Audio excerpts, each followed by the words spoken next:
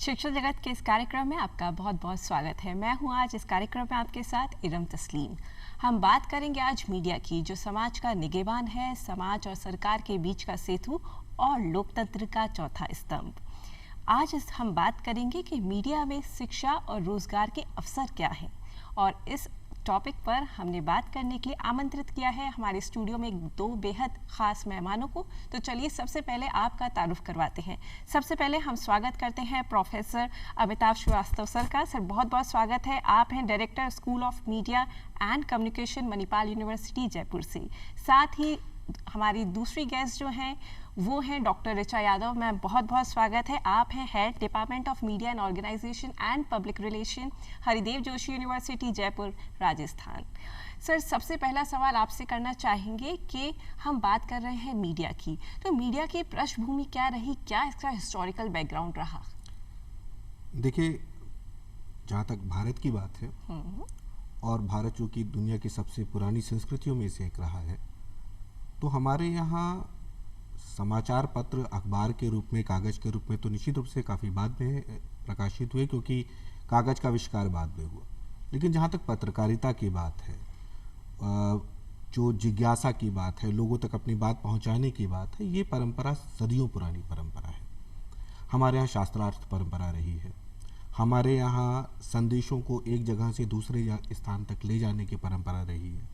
हमारे जो पौराणिक पुरुष हैं, देवर्षि नारद सरीखे, जो जिनके लिए कहा गया कि वे 1 मिनट पे रुकेंगे नहीं, उनकी क्रेडिबिलिटी के बारे में, विश्वसनीयता के बारे में भी कहा जाता है कि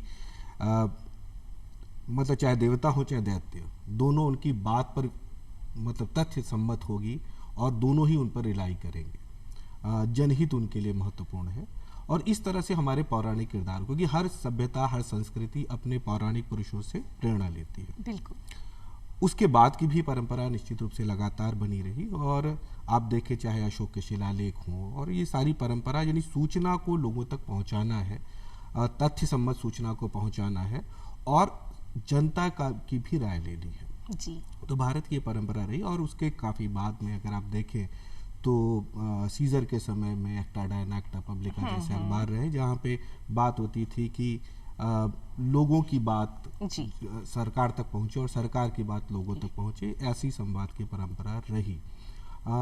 उस समय भी मानवीय भाव रहते थे। जैसे एक्टा पब्लिका का एक समाचार आता है कि एक शासन तंत्र ने एक दास के साथ बुरा व्यवहार किया और उसकी लाश को इसका कुत्ता खींच करके ले आ रहा है, तो सूचना आती है कहीं। अब निश्चित रूप से अखबार नहीं थे, लेकिन जहाँ भी उसको प्रकाशित किया, दीवारों में लिखा, इस तरह से लिखा, तो वो सूचना की यानी जन सरोकार, जनता की सरोकार, तो अंतर्राष्ट्रीय फलक पे देखें चाहे यहाँ पर देखें, और ये सारी चीज़ें हैं। और भारत में तो स्वाधीनता संग्राम का एक बड़ा गौरवमय इतिहास रहा है। हर राजनेता जिसको हम आज सम्मान की दृष्टि से देखते, चाहे वो तिलक हो, गांधी हो, महर्षि अरविंद हो, ये सब पत्रकार पहले थे या राजनेता पहले थे, कहना मुश्किल है। पत्रकारिता की दृष्टि से तो हम मान के चलते वो पत्रकार थे। बिल्कुल, बहुत लंबा और बहुत स्वर्णिम हम कहें कि इतिहास रहा है। ऋचा यादव मैम आपकी तरफ आएंगे और जानेंगे सर से, हिस्ट्री से अब प्रेजेंट की तरफ आते हैं, क्यों मीडिया इतना रेलेवेंट है और इसकी इम्पोर्टेंस क्या है? मैम देखिए, मीडिया रेलेवेंट शुरू से ही है, और वो इसलिए है because it is part of everything. वो हर चीज़ का हिस्सा है। और मीडिया क्योंकि कम्युनिकेशन जिसको हम बोलते हैं संचार, उसका सबसे जो एक हमारा मीडियम है वो मीडिया के माध्यम से ही हम करते हैं, तो इसलिए वो बहुत इंपॉर्टेंट है इन एवरीवेयर। मतलब आप किसी भी फील्ड में ले लीजिए, चाहे वो आप इवन हम इंडस्ट्रियल कम्युनिकेशन की बात करें, बिजनेस कम्युनिकेशन की बात करें, हम जर्नलिज्म की बात कर रहे हैं, या हम साइंस और टेक्नोलॉजी के बारे में बात करते हैं, इवन हम साइंस कम्युनिकेशन की बात करें, so media is imperative, it is very essential, बहुत ज़्यादा एक ज़रूरत की चीज़ बन गई है। एंड नाउअडेज आज के ज़माने में जब हमारे पास मोबाइल्स हैं, डिजिटाइजेशन ऑफ टेक्नोलॉजी हो गया है, जब हम बोलते हैं कि every information is just a click away, बिल्कुल, तो it has become all the more relevant, क्योंकि it has become part of our education system as well. जी, so that is why it is, you can not overlook the significance और importance of media. बिल्कुल। और ma'am जहाँ हम देख रहे हैं सूचना तंत्र, टेक्नोलॉजी इतनी बढ़ गई है, वहीं मीडिया के मैसेजेस की स्पीड बहुत बढ़ गई है। सर इसका नया रूप जो है, हम उसकी तरफ आपके पास आना चाहेंगे,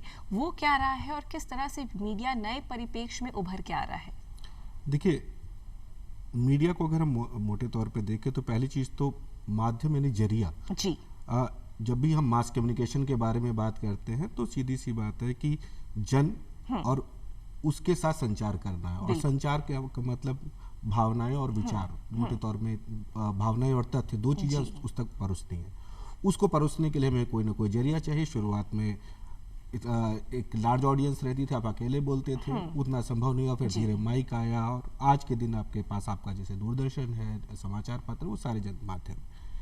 आज के दिन चीज़ें इस तेज रफ्तार से चल रही हैं कि जिसमें मोबाइल के अंदर, जिसको हम कन्वर्जेंस कहते हैं, सारी चीज माध्यम एक साथ समा करके आपके हाथ में आ गए। तो ये जो दायरे थे पहले कि प्रिंट, इलेक्ट्रॉनिक और वेब, ये सारे टूट गए हैं। इनके बीच के जो बंधन थे वो खत्म हो गए हैं।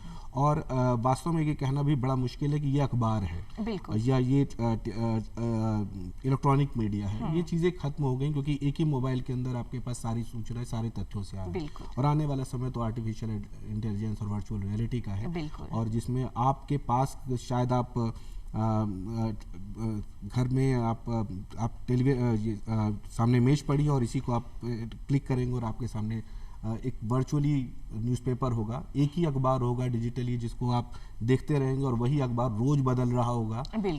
तो वो तकनीक निश्चित रूप से आगे बदलती है, लेकिन तकनीक जितनी भी आगे बदल जाए मूल्य वही रहेंगे, लोग जनसरोकार वही रहेंगे, लोगों की जानने की जिज्ञासा वही रहेगी, लोगों को सत्ता से अपेक्षाएं वही रहेंगी, जिसके लिए मीडिया को अपनी एक महत्वपूर्ण भूमिका निभानी है। निश्चित तौर पे सर, हम कहें बंधन टूटे हैं, दीवारें टूटी हैं, और टेक्नोलॉजी, जिस तरह से आपने IoT का और आर्टिफिशियल इंटेलिजेंस का यहाँ पर हवाला दिया, तो बहुत सारा स्कोप बढ़ा है इन चीज़ों से। मैम, स्कोप को लेकर आपके पास आएंगे, और स्कोप किस तरह का रहा है मीडिया का, और कितना स्कोप है इस फील्ड में?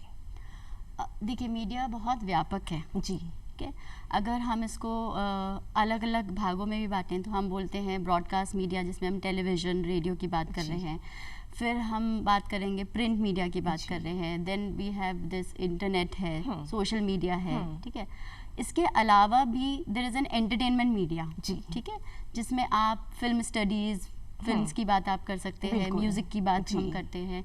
तो अपने आप में जैसे जो मीडिया एंड एंटरटेनमेंट इंडस्ट्री आजकल कहा जाता है, तो हाल ही में एक रिपोर्ट मैं पढ़ रही थी, उसमें था कि इस इंडस्ट्री का मार्केट ऑलमोस्ट 13.4% बढ़ा है जी हाल ही में।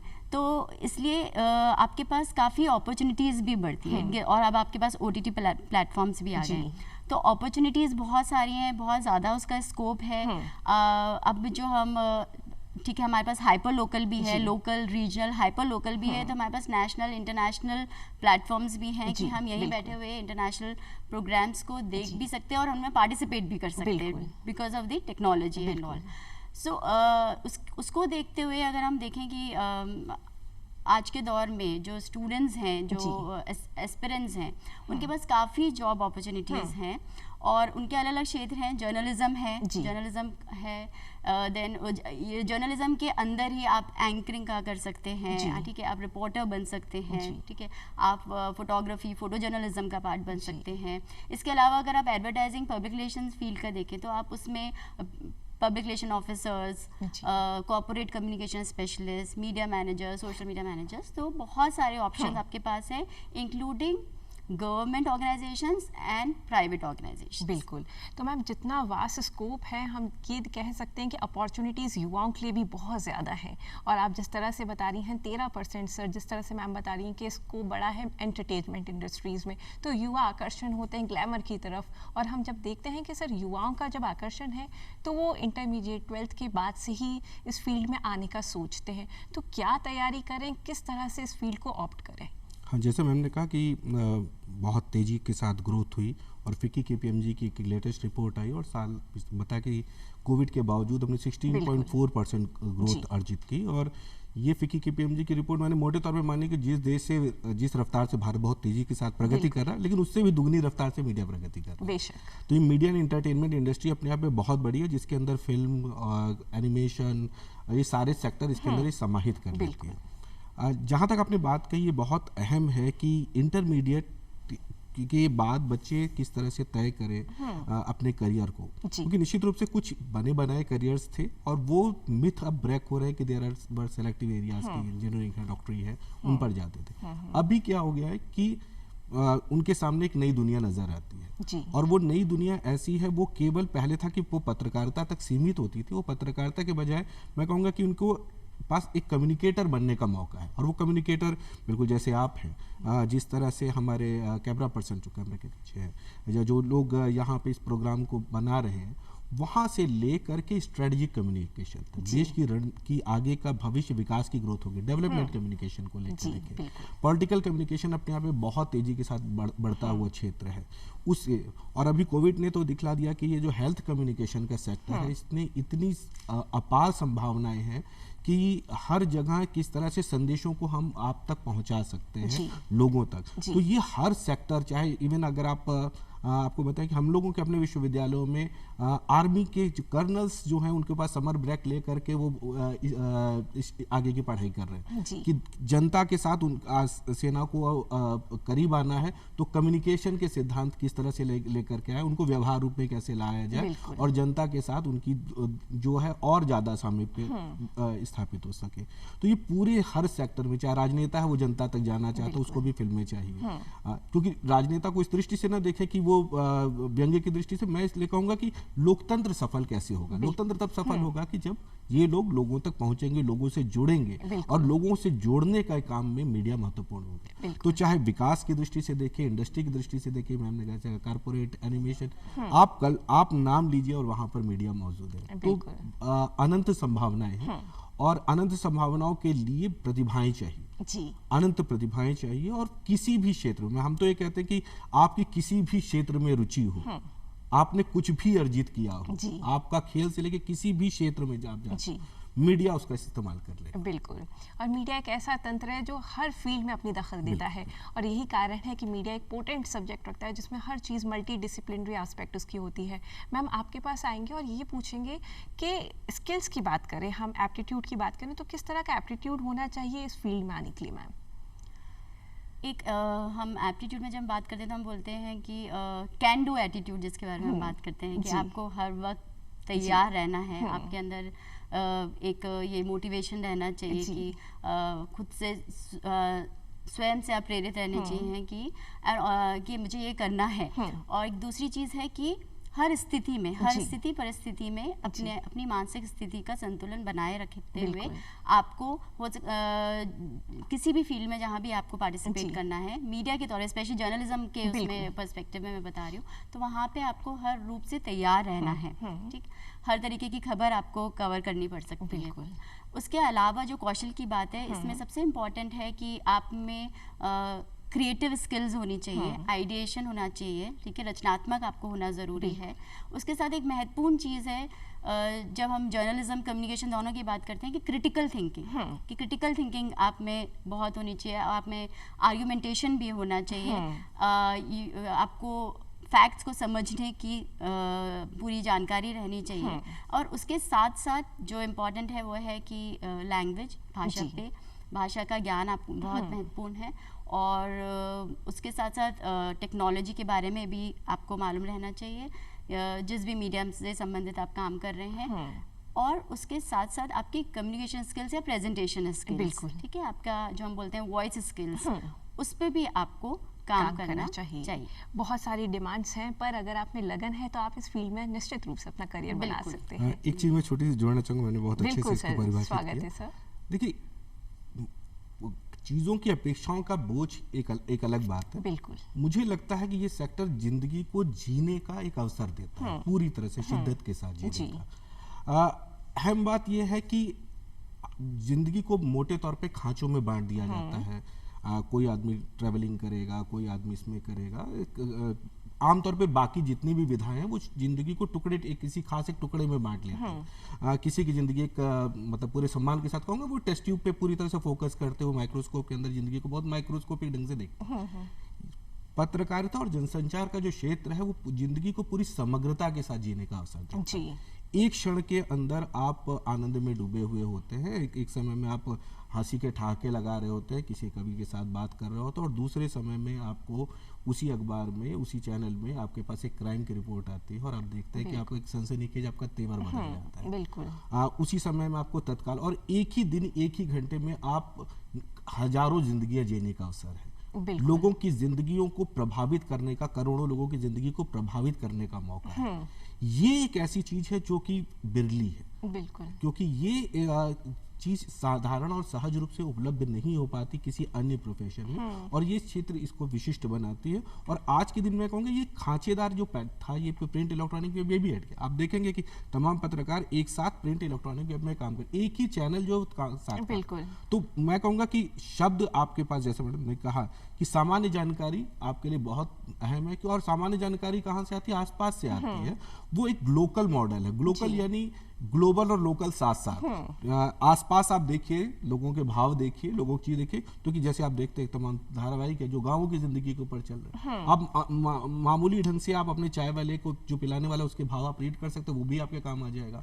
और उसी तरह से हो सकता है कल आपको माननीय प्रधानमंत्री से प्रश्न पूछना। तो ये दोनों चीजें एक साथ एक व्यक्ति जी रहा है। आप फिल्म की स्क्रिप्ट लिख रहे हैं, आपके पास वो अवसर है। बिल्कुल। तो लेकिन इसके लिए ये जो माइन्यूट जो ऑब्जर्वेशन है, आप शिद्दत के साथ जिंदगी जिएंगे, आनंद के साथ जिएंगे और उसको अप्लाई करेंगे, और आपके लिए ये फील्ड आपको वो अवसर देने जा रही है कि बेहतरीन, समग्र और विशाल जिंदगी जिए। जी, जिंदगी को जीने का मीडिया एक लाइन, एक अच्छी लाइन हो सकती है जहां पर आप बहुत सारे विषयों का ज्ञान जो है उसको अप्लाई कर सकते हैं। सर, आपके पास आते हैं और जानते हैं अगर मीडिया में अपना करियर बनाना है तो कौन कौन से अच्छे इंस्टीट्यूट्स हैं, राजस्थान की बात करें और भारत में भी। राजस्थान की बात करें तो निश्चित रूप से सरकारी और निजी तमाम संस्थान हैं। मैं अपने संस्थान की बात करूं तो निश्चित रूप से बड़ा संस्थान, कई स्टूडियोज और सारी चीज़ें हमारे पास है। सभी जो मिनिमम क्वालिफिकेशन होती है यूजीसी की, वो सभी जगह। इसी तरह से मैडम का संस्थान हरिदेव जोशी, उसकी भी महत्वपूर्ण भूमिका है। देखिए, संस्थान हर जगह पर महत्वपूर्ण होते हैं। संस्थानों के लिए निश्चित रूप से आखिरी फैसला व्यक्ति को करना है। जी। चुनिंदा मूल चीज जो अगर आपका भारत के स्तर पर आप बात करें तो राष्ट्रीय स्तर पे Indian institute of mass communication है, पत्रकारिता विश्वविद्यालय, लेकिन ये विद्यार्थी के ऊपर अपने निर्भर करता है कि वो कौन सी जगह चयनित करता है, किस जगह पर आता है। और हर अवसर जो है विश्वविद्यालय महत्वपूर्ण है, हर जगह अध्यापक जो है वो योग्य है, मैं ऐसा नहीं कहूँगा। निश्चित रूप से कुछ चीज़ें विद्यार्थी को ये ज़रूर देखना चाहिए कि जो जहाँ पे टीचर्स हैं, क्या उन्होंने जो यूनिवर्सिटी के मानक है, सभी डॉक्टरेट हैं कि नहीं, सभी पीएचडी है कि नहीं, सभी ने इंडस्ट्री का अनुभव लिया है कि नहीं। ये पैमाने में बिना किसी संस्थान का नाम लिए ऐसे कहूँगा कि ये तरीके देखने चाहिए कि उन टीचर्स के पास व्यावहारिक जीवन का अनुभव है कि नहीं, व्यावहारिक पत्रकारिता का, व्यावहारिक जनसंचार, साथ ही साथ एकेडमिकली जो पीएचडीज हैं, डॉक्टरेट है, उनके पास वो सारी चीजें हैं नहीं। तो मैं किसी एक संस्थान का नाम न लेते हुए ये पैमाने हैं जिन पर विद्यार्थियों को देखना चाहिए, और ये देखना चाहिए कि विजिट्स करते हुए कि क्या उनकी अपनी प्रगति क्या है, उन लोगों ने खुद कभी प्रोडक्शन किया है कि नहीं, उनका अपना बैकग्राउंड क्या है कि नहीं। ये सारी चीजें इन पैमानों पर विद्यार्थी तय कर सकता है कि ये विश्वविद्यालय है, इस योग्य है जिसमें मैं अपने सपनों को फलीभूत कर सकता हूँ। और निश्चित रूप से जितनी भूमिका टीचर की होगी उतनी ही भूमिका स्टूडेंट की भी। निश्चित रूप से सर, इसमें कोई शक नहीं है कि दोनों गाड़ी के जो दो पहिए हैं वो साथ साथ चलेंगे तभी गाड़ी मकाम पे पहुंचेगी अपने। डॉक्टर ऋचा यादव मैम, आपके पास आएंगे और जानेंगे अपॉर्चुनिटीज़, करियर अपॉर्चुनिटीज़ कितनी है मीडिया के क्षेत्र में। जैसे कि मैंने पहले भी बताया रम कि जितना ज़्यादा आपके पास एरियाज हैं उतनी ज़्यादा आपके पास अपॉर्चुनिटीज़ हैं। उसको अगेन हमें अलग अलग उसमें थोड़ा विभाजित करना पड़ेगा कि हम जर्नलिज्म की खाली बात करते हैं तो जर्नलिज्म में ही आपके पास काफ़ी बहुत सारे ऑप्शंस अवेलेबल रहते हैं। जैसे कि सर ने बोला कि अब तो कन्वर्जेंट टेक्नोलॉजी है, तो आप एक मीडिया के साथ काम करते आप दूसरे मीडिया के लिए भी काम कर रहे हो, मतलब ऑनलाइन प्लेटफॉर्म के लिए काम कर रहे हैं, हो सकता है आप प्रिंट के लिए भी काम कर रहे हो। तो सर के साथ आपके पास बहुत सारे ऑप्शंस हैं। और जैसे उसमें ऑफकोर्स टेलीविजन की हम बात करें तो आप जैसे एंकरिंग कर सकते हैं, आप कॉरेस्पॉन्डेंट बन सकते हैं, आप रिपोर्टर बन सकते हैं, न्यूज़ प्रेजेंटर आप बन सकते हैं, ठीक है, आप फोटो जर्नलिस्ट बन सकते हैं, आप एडिटिंग में जा सकते हैं, बिल्कुल ठीक है। तो बहुत सारे ऑप्शंस आपके पास हैं। और फिर अगर हम बात करते हैं apart from this entertainment industry, so entertainment industry में अपने आप में फिल्म स्टडीज़ आ जाता है, ठीक है, सिनेमा स्टडीज़ या सिनेमा आ जाता है, सीरियल्स बन रहे हैं, OTT प्लेटफॉर्म्स पे काफ़ी कार्यक्रम बन रहे हैं, तो उन सब का आप हिस्सा बन सकते हैं अगर आपने मीडिया का अच्छे से शिक्षण प्राप्त किया हुआ है। जहाँ तक एडवर्टाइजिंग और पब्लिक रिलेशंस की फील्ड है, तो एडवर्टाइजिंग अपने आप में बहुत बड़ी इंडस्ट्री है। PR की अपनी बहुत काफ़ी इंपॉर्टेंट फर्म्स हैं, एजेंसीज होती हैं, इवन जो आपके PSUs हैं उनमें भी हम देयर आर वैकेंसीज निकलती हैं, पब्लिक रिलेशन स्पेशलिस्ट या पब्लिक रिलेशन एक्सपर्ट्स या पब्लिक रिलेशन ऑफिसर्स के नाम पे, अलग अलग डेजिग्नेशन के नाम पे निकलती हैं। और एक और चीज़ मैं ऐड करना चाहूँगी कि आज के दौर में इवेंट मैनेजमेंट भी इसके साथ ही जुड़ गया है। हालांकि बहुत लोग उसको मैनेजमेंट फील्ड से भी कनेक्ट करते हैं, बट जैसे कि आपने पहले बोला कि मल्टी डिसिप्लिनरी, इंटरडिसिप्लिनरी, तो ये थोड़ी ओवरलैपिंग फील्ड्स है, तो वहाँ भी एक आपके लिए एक स्कोप बनता है कि आप वहाँ भी एंट्री ले सकते हैं। बहुत सुंदर मैम, जिस तरह से आपने बताया, तो क्या इस क्षेत्र में गवर्नमेंट जॉब्स भी हैं अवेलेबल प्राइवेट जॉब्स के साथ साथ? मैम, एक फ्रीलांसर का तो हम देखते हैं कि इसमें बहुत ज़्यादा स्कोप है, आप अपने जहां समय मिल रहा है जैसे फ्लेक्सिबिलिटी के अकॉर्डिंग काम कर सकते हैं, मीडिया में एक ये पॉइंट है। उसके अलावा गवर्नमेंट जॉब की जो हम देखते हैं आज सिक्योरिटी रहे, तो वो कितनी अपॉर्चुनिटी यहाँ पे मौजूद है? बिल्कुल अपॉर्चुनिटीज़ हैं, काफ़ी अवसर हैं स्टूडेंट्स के पास कि वो अपना they can try to be part of that. जैसे हर स्टेट में DIPR होता है, ठीक है, सूचना और जनसंपर्क विभाग होता है, वहाँ पे APROs और PROs की वैकेंसीज वगैरह निकलती हैं, तो उनका आप हिस्सा बन सकते हैं। जैसे कि मैंने अभी बताया कि PSUs हैं, जैसे IOCL है, इंडियन ऑयल कॉर्पोरेशन लिमिटेड है, ठीक है, तो इस वो लोग भी मतलब ऐसी संस्थाएं भी निकालती हैं कि आप पब्लिक रिलेशन ऑफिसर बनना चाहते हैं, कॉर्पोरेट कम्युनिकेशन एक्सपर्ट मैनेजर आप बनना चाहते हैं, तो आप उसमें आवेदन कर सकते हैं। बिल्कुल, तो बहुत सारी आपके पास प्राइवेट और गवर्नमेंट जॉब्स दोनों के यहाँ पे अवसर हैं। सर, आपके पास आएंगे और करियर को, जिस तरह से मैम ने बताया वेरियस हमें अपॉर्चुनिटीज़ हैं, उसके अलावा अपकमिंग फील्ड्स कौन कौन से हैं जिसमें हमारे स्टूडेंट्स जा सकते हैं? जैसे कि मैंने संकेत किया इससे पहले कि स्ट्रेटजिक कम्युनिकेशन एक बड़ा क्षेत्र उभर रहा है। स्ट्रेटजिक कम्युनिकेशन यानी कि आप रणनीति बनाए, संचार की पूरी प्लानिंग हो। आप देखेंगे कि बड़े बड़े आज के दिन ऐसे ऐसे रणनीतिकार उभर रहे हैं। मैं बिना नाम लिए आगे बात अपनी कहना चाहूँगा कि मतलब पॉलिटिकल पार्टीज भी उनके पास जा रही है कि कम्युनिकेशन की स्ट्रेटजी कैसे बनाई जाए जिससे कि आप आगे बढ़े। और हर पॉलिटिकल पार्टी मान के चलिए कि लाखों की संख्या में, करोड़ों की संख्या में उनके अनुयायी और उनके साथ वो जुड़ना चाहिए। तो स्ट्रेटजिक कम्युनिकेशन वहाँ पर आर्मी के सेक्टर में, इवन कैलेमिटीज की स्थित कंडीशंस में भी आपको कम्युनिकेशन की ज़रूरत पड़ती है। तो तब जैसे हैम रेडियोज हैं, इन सारी चीज़ों को ऑपरेट करने के लिए, तो स्ट्रेटजिक कम्युनिकेशन एक तेजी के साथ बढ़ता हुआ क्षेत्र है। पॉलिटिकल कम्युनिकेशन मैंने जैसा बात बताई उसके अंदर बढ़ा हुआ क्षेत्र है। हेल्थ कम्युनिकेशन बहुत तेजी के साथ बढ़ा हुआ क्षेत्र है। आर्टिफिशियल इंटेलिजेंस इनके ऊपर हम विस्तार के साथ बात कर रहे हैं। किसी भी कोई भी क्षेत्र, मैं तो कहता हूँ कि आप नाम लें और उसमें मीडिया है, मतलब इसरो से लेकर के अगर वहाँ भी कम्युनिकेशन के एक्सपर्ट्स मौजूद हैं, जमीन की गहराइयों से लेकर आकाश की ऊंचाइयों तक, एक गांव के अंदर सिंपल एक कम्युनिकेशन के अधिकारी की जरूरत आपको पड़ेगी, कुछ फिल्टर में होगी। दूसरी चीज, एक और चीज जो डेवलप हो रही है, कई ऐसे क्षेत्र जहां पर हमको आगे आने वाले समय में उनको ट्रेनिंग जो हम दे रहे हैं वो ट्रेनर्स को ट्रेन कर, बिल्कुल, और ये एक बड़ा क्षेत्र है कि जिसमें कि आप मान लीजिए बिजनेस कम्युनिकेशन देखिए, कोई भी कम्युनिकेशन ग्रोथ करेगा, बिजनेस के बिना नहीं ग्रोथ। बिल्कुल, और कम्युनिकेशन जो है सर वो हर क्षेत्र में है। यहाँ पर सर क्योंकि वक्त की थोड़ी सी कमी है, तो आप दोनों का मैं यहाँ पे शुक्रगुजार हूँ कि आप लोग आए और इतनी अच्छी जानकारी दी। प्रोफेसर अमिताभ श्रीवास्तव सर और डॉक्टर ऋचा यादव मैम, आपका बहुत बहुत तहे दिल से हम धन्यवाद करेंगे कि आप आज आए और इतनी अच्छी हमें जानकारी दी सर। आभार आपका और संपूर्ण दूरदर्शन परिवार। बहुत बहुत शुक्रिया सर, थैंक यू मैम। और चलते चलते आपको यही कहेंगे कि मीडिया में अनंत संभावनाएं हैं, आप आइए और अपना सुनहरा भविष्य ज़रूर इसमें बना सकते हैं। और चलते चलते APJ अब्दुल कलाम की 2 लाइनों से यहाँ पर समाप्त करना चाहेंगे कार्यक्रम को कि जो चीज़ आपको चैलेंज करती है, याद रखिए वही आपको चेंज करती है। अब इजाज़त दीजिए इरम तस्लीम को, नमस्कार।